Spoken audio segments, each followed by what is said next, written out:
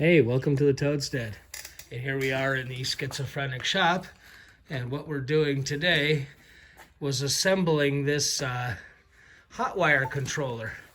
Now, I guess I could have made a video about building it, but the simple truth is I followed another video that I'll try and remember to annotate down here in the bottom somewheres. There was some differences between mine and that one, mostly because my transformers, the one in that video is a 6 volt, 12 volt. This is a 1224. And as we go further along, I'll get into the idea, the whole philosophy behind it, what we're doing. It's a major project we've been waiting for a long time to do.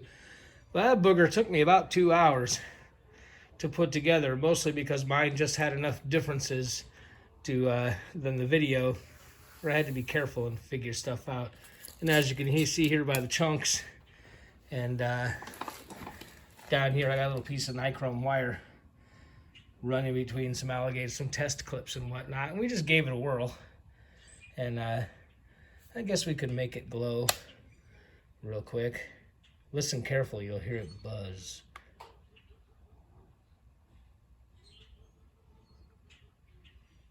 Coming up real slow. Here on the dimmer switch, just turned it on, pilot lights on. Yeah, you can hear that buzzing now. And you can see it's got a little bit too much of a glow going to it. Really don't need that much to cut. Let me just back it off a little bit. So we'll get into Ys a little bit later, but try not to burn things down here, but you can see.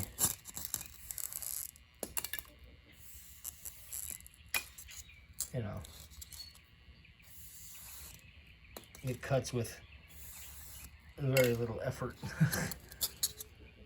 This stuff's, I guess, 2 inches by 2, getting smaller. But as we go along in this video, we'll talk about more what we're going to do later. But yeah, the schizophrenic shop is covered in electrical garbage because that's kind of the main focus right now. Let me back it a bit. Oh, there we go. You can see the wire glowing. Got about 10 feet of that wire, so we break it, that's fine. Over here, the controller is on. It's in its 12 volt position now. The other way is 24. And it's turned on, and I've just got the power dialed up here till it's red.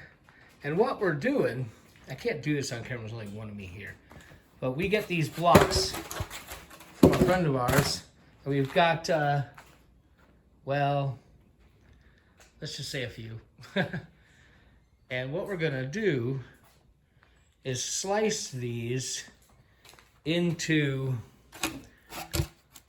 the width that will fit between the rafters here in the shop. And I'll show you here on the door, but these are wider. But you get the idea.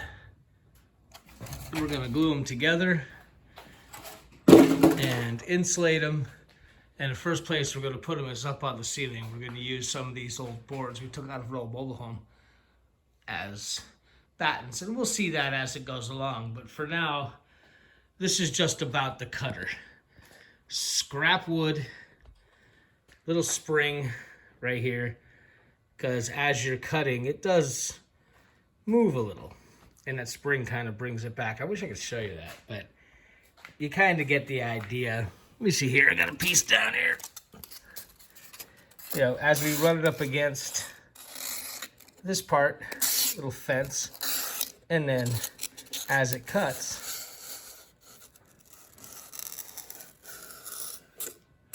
you can see as it cuts, it turns those larger blocks like this into these little wafers, and we'll have a bunch of those to glue together.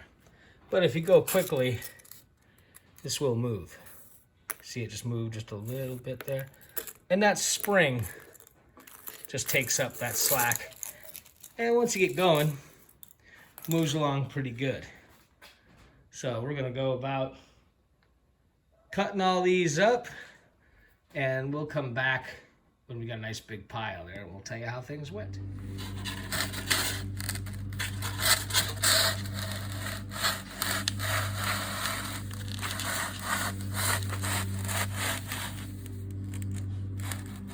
You can see the wire doing its cutting job. You kind of see that get a little bit of a push. I stop and make a hole. I'm doing this one-handed. You can see how the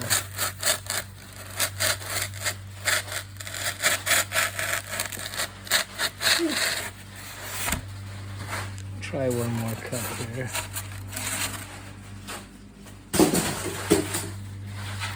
See if we can show you how that spring does its thing. So there we go.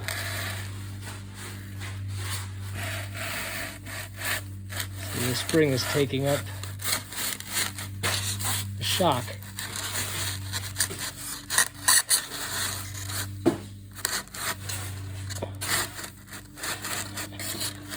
Do better usually two-handed.